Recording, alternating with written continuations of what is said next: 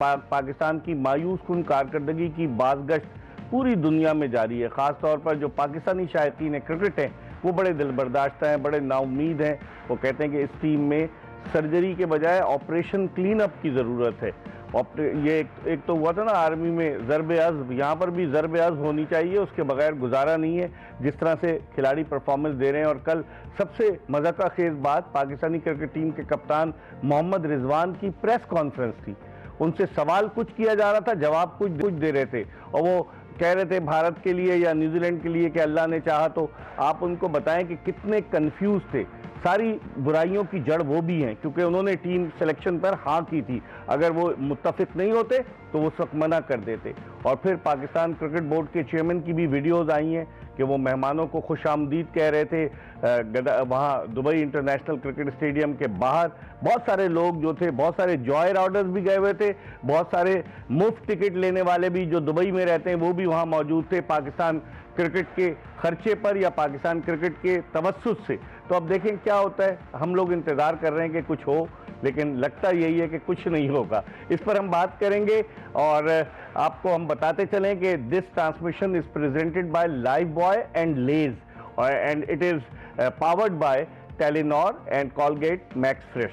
तो हम बात शुरू करते हैं आमिर सोहेल से। आमिर, अभी कल का जो शौक लगा है, हालांकि 12-14 घंटे हो गए, लेकिन लोग अभी तक इसको बर्दाश्त नहीं कर पा रहे हैं। देखिए, बर्दाश्त तो पैदा होगी है। और जब भी आप इंडिया पाकिस्तान का मैच होता है, आप डीप डाउन, क्योंकि जो उनकी जिस तरह की क्रिकेट हो रही है, डीप डाउन आपको पता होता है हमारा जीतना बहुत मुश्किल है। लेकिन फिर भी हम जो है उम्मीदें लगा लेते हैं। होप हम बैठते हैं कि शायद शायद शायद मौजा हो जाए, लेकिन अनफॉर्चुनेटली ये नहीं है। लेकिन आप बाज़ की बात करें तो मुझे हंसी आ रही थी जब मैं कुछ कमेंट सुन रहा था कुछ लोगों के जो इन्वॉल्व रहे हैं पाकिस्तान क्रिकेट के साथ बहुत अरसे से, कि ये सब प्लेयर्स को निकाल दो, पैसे ले रहे हैं वो तो। हाँ जी, सब प्लेयर्स को निकाल दो। और भाई, निकालना जो है वो बड़ा आसान काम है, बना के दिखाओ ना।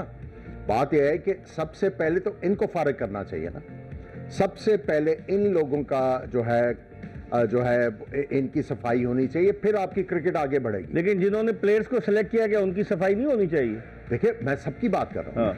मैं सबकी बात कर रहा हूँ। ये जो क्रिकेट बोर्ड के साथ अरसा दराज से इन्वॉल्व हैं, इन सब शेप और इन अदर, कभी कुछ कभी कुछ कभी कुछ, सबसे पहले तो इनको फारिग करना चाहिए। आपके साथ खेले हैं ये, जो भी है जी। अब मैं भी अपना जॉब कर रहा हूँ यहाँ पे, मेरी भी पाकिस्तान क्रिकेट के साथ सिंसियरिटी है। बात सिंपल सी ये है कि जो गलत कर रहे हैं, अब इट्स अबाउट टाइम कि इनसे आप जान छुड़ाएं। देखिए, 10-10, 15-15 साल से दे इन्वॉल्व, और इनकी ओडेसिटी है कि ये आके ये फिर सिस्टम को भी क्रिटिसाइज करते हैं, प्लेयरों को भी क्रिटिसाइज करते हैं। और यार, आपने प्लेयरों के साथ काम क्या किया है भाई? अगर एक बंदा, मुझे आप बताएं, अगर आप फास्ट बॉलर्स की बात करें, मैं कल भी कहा था कि कितना अरसा हो गया कोई 200 विकेटों वाला फास्ट बॉलर आप प्रोड्यूस नहीं कर सके। हम टेस्ट मैच ही नहीं खेलते, इसलिए कम टेस्ट मैच मुझे ये बताएं कि कौन सा बॉलर जिसने 200 विकेटें भी ली हैं यार वनडे में?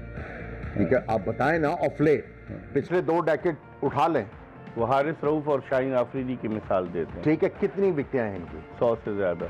100 से ज्यादा, मैं 200 की बात कर। लेकिन चूंकि उनको खेलते हुए भी नहीं, मैं वही कह रहा हूँ ना, लास्ट 2 डेकेड से आपने प्रोड्यूस क्या किया है? आप मुझे ये बताएं, सरफराज नवाज थे ना, जब वो खेल रहे थे, उन्होंने अपने साथ कितने फास्ट बॉलर्स को तैयार किया, और उसके बाद हुआ ये कब से रुका हुआ काम?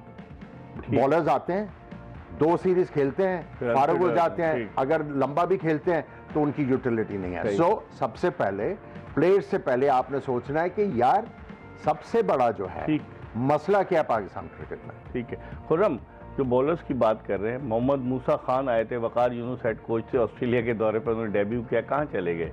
बहुत सारे ऐसे प्लेयर्स आए हैं जो किससे पारी ना बने। शुरू किया ना आपने, मैं तो बताऊंगा सर, लेकिन अब मेरे दोस्त नहीं है, मैं फिर भी शुरू करें है। खुर्रम, कहाँ चले गए वो? और जितने मेंटोर हैं ये सब 50-50 लाख रुपए माहाना भी ले रहे हैं माशाल्लाह से। अल्लाह इनके रिस्क में मजीद बरकत दे और इनको कोई चेयरमैन ऐसे मिल जाए जो इनकी बात पर सरे तस्लीम कम करें। लेकिन क्या हो क्या रहा है? तनकीद भी कर रहे हैं, पैसे भी ले रहे हैं, तो देखता नहीं कोई चेयरमैन साहब को नहीं बताता, या फिर ये कारोबार ऐसे ही चलता रहेगा, रवा दवा रहेगा? नहीं देखें, कल भी मैंने एक बात कही थी, ऑनेस्टी मिसिंग है और इसमें कोई डाउट तो है नहीं। और फजूल में किसी के लिए आप ये बोलें कि ये आया है और ये बेहतर कर देगा, वो जिस पाथवे से आता है ना उसमें खुद एक डाउट होता है कि हाँ भाई साहब मैं यहाँ से आ रहा हूँ, ये नॉर्मल नहीं है, मैं ऊपर से आया हूँ।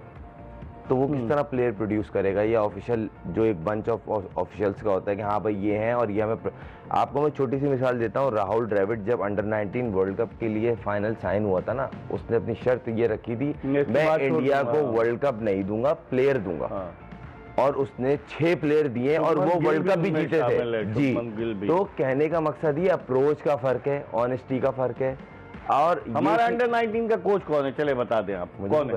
आपको नहीं पता? मुझे नहीं पता। क्यों नहीं? नहीं मुझे नहीं, इतने चेंज होते हैं, मुझे नहीं पता। हमारा इतना बड़ा मेरे को लास्ट जो याद है, सोहेल तनवीर अंडर 19 के सिलेक्टर थे। हमारे कोच कौन है? गुलाम अली, जो 2 वनडे इंटरनेशनल मैचेस खेले। 1993 में साउथ अफ्रीका में पाकिस्तानी टीम 43 रन पर ऑल आउट हुई, उस टीम का हिस्सा थे वो। नहीं, आप इससे अंदाजा लगा लें कि आप प्लेयर कहाँ से आता है, जूनियर लेवल से आता है ना। मतलब अमरजींग हो गई टीम, अकेडमीज की टीम हो गई, उसके बाद शाहीन की हो गई, फिर अंडर 19 हो गई। आप एक नाम मुझे आप बता दें कि ये लड़का क्रिकेट बहुत हो रही है खुर्रम, अब क्रिकेट इतनी हो रही है। मैंने आपको कल बताया, आपको 10 टूर तो साल के शाहीन के हैं।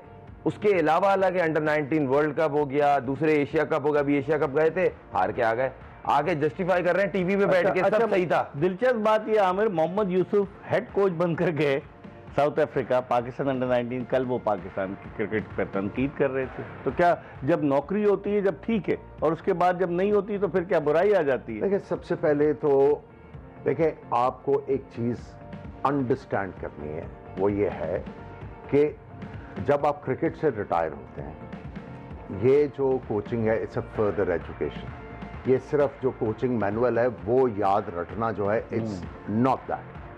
आपको एक प्लेयर को डेवलप करना आना चाहिए। अगर आपने बुक जो है थोपनी है, अब मैं आपको एग्जांपल देता हूं इंग्लिश क्रिकेट की। उनका एक बहुत बड़ा डायलेमा हुआ, काउंटी प्लेयर्स जो थे, जब इन्होंने इंटरनेशनल प्लेयर्स कम किए तो चंद इंटरनेशनल ओवरसीज प्लेयर आते थे।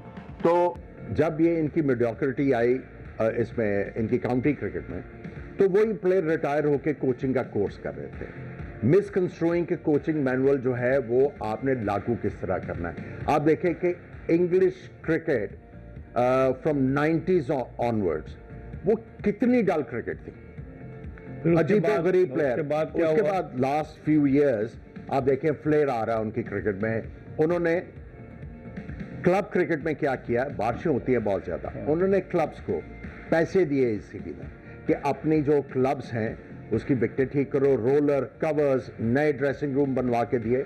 आप देखें, हम भी तो दे रहे हैं पैसे मेंटोर और उनकी क्रिकेट देखें किधर है। ठीक है, वो पीछे हार गए, उनका रिकॉर्ड बहुत अच्छा रहा है। लेकिन आप देखें, एंड्रयू स्टाउस क्रिकेट छोड़कर उनका डायरेक्टर क्रिकेट बन गया। अभी रॉबर्ट की उनका डायरेक्टर क्रिकेट है।